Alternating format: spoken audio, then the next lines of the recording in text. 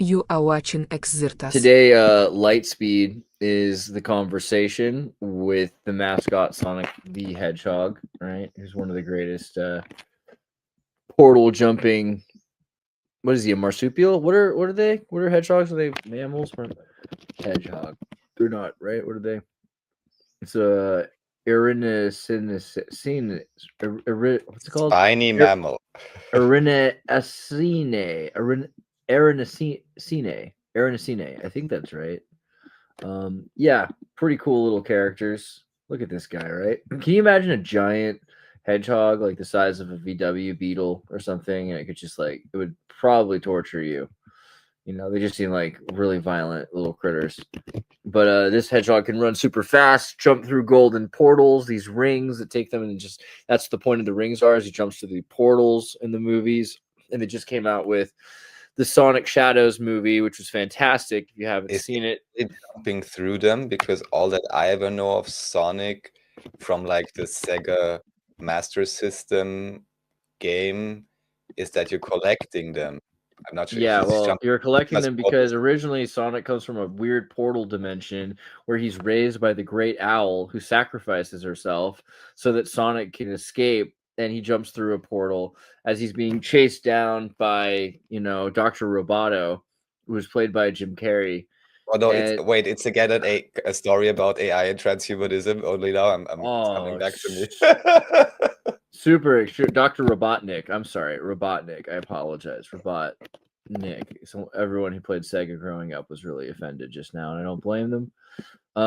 Yeah, he builds all the sort of cyborg mecha suit. He has a jellyfish in space. Is this weird thing that he creates? In the newest one, he travels through time. He meets his own grandfather, and his grandfather and him work together to try to get Sonic. There's a military experiment where the military has kidnapped Shadow. Shadow is this dark kind of evil, hedgehog, but he's not really evil. He just has like a terrible backstory because he was similarly kidnapped and raised by the military, and he was trained in this lab underground in the desert where he was an MK Ultra child along with the granddaughter or daughter of the professor or inventor or scientist or doctor, the MK Ultra doctor that he's working with in the lab. And so he's fully in love with this girl, Shadow Sonic girlfriend. Yeah. Where's she at? Make sure got moderate safe search on because it can get pretty weird out there. Shadow movie. I mean, basically, it's lore, it's canon. I don't know what to tell you. Where's the girl? Dude, is this it? There it is, right here. So he's got this girlfriend, and she gets murdered.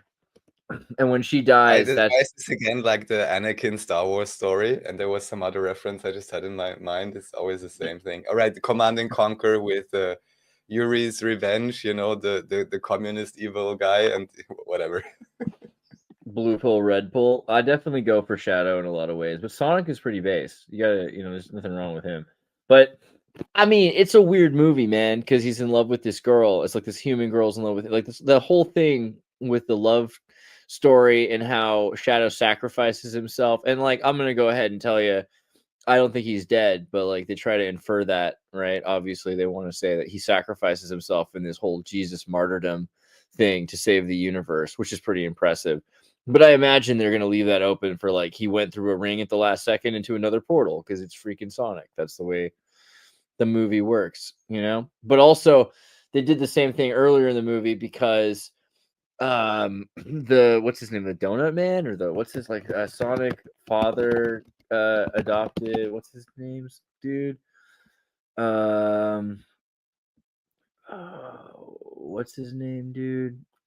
This guy, right? This guy plays basically like the adopted father of Sonic the Hedgehog, and he nearly gets killed.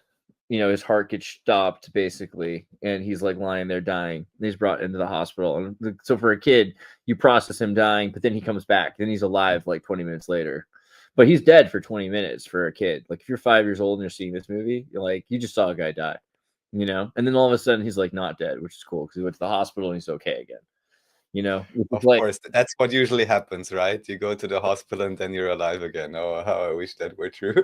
Oh, the training of this show is it's immense, man. But I do like it. I mean, it's a good. I honestly think the Sonic movie was really good. I liked it more than the Minecraft movie, and I thought the Minecraft movie was great. But there was just so much to the Sonic movie. The Shadow movie felt so dark, with all the death and all of the struggle. This kind of, you know, the struggle was really real. The pathos is really real, and the martyrdom and the masculine urge to martyr, to self-sacrifice, you know, for the greater common good. It's really good. The way they did that movie was, you know, impressive. Sonic is Saturn and Robotnik is Jupiter. Maybe that'd be it kind of makes sense because of the grandfather. If you watch Shadow, the whole thing with Dr. Robotnik's grandfather, and his grandfather's the true evil one. And you know, he essentially, like, Dr. Robotnik is almost the good guy at certain points in the third movie. He's at least allying with Sonic in order to stop Shadow, or then to work with Shadow when they start to realize they should. It's very much like, you know, the utilitarian good for the evil character. It's like, this is the greater self-serving choice, is to sustain keep the universe existing so that I can be the one to steal, and if it's gone, there's nothing left to rob, you know. There's a meme about how Sonic is a reference to Zoroastrianism. I remember that one. Hold on. You know, because there is something there, like hedgehogs in Persia, and there's definitely something about it. It's not just a meme. Where's the picture? There's actually like a full explanation about it. It's pretty deep actually when you start to look into it, you know, and you see, like, here's the Sonic logo. Yeah, I think that's the game I played, even the original one, but there was no Tails in it, I think, so I was kind of sad. Well, that's like the sequel. It's like Sonic 1, 2, 3, and Sonic and Tails, Sonic CD, Sonic Pinball, etc.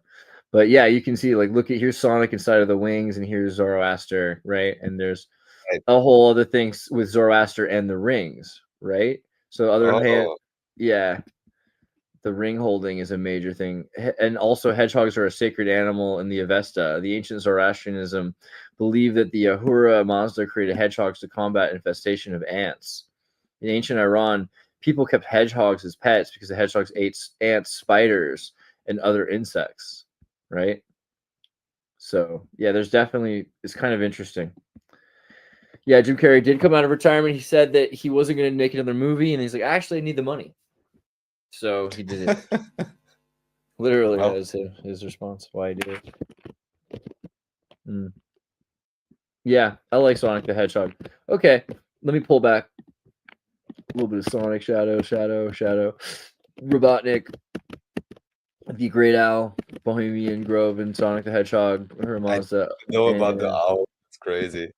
There were different reasons why I chose this, but of course, everything comes back to the same story, you want it or not. Xirtus. So Xirtus Amoeba, thank you so much, has created not only a YouTube channel, which is always linked in the description, but also has an Odyssey channel. So everyone who's on Odyssey, anyone who is not, definitely check it out, because there's quite a few documentaries, tidbits, movies, whatever else that YouTube is not maybe so happy with hosting, that you can definitely find on Odyssey. So it's a great platform, I think, still. And maybe even the most free speech platform I know, to be honest, in terms of, you know, limitations which you may have on different other platforms. Yeah, everybody, I love Xirtus Amoeba, what he's doing. Actually, if you go to Xirtus Amoeba on X, he's been doing some verticals, which are really cool. He's got some clips here.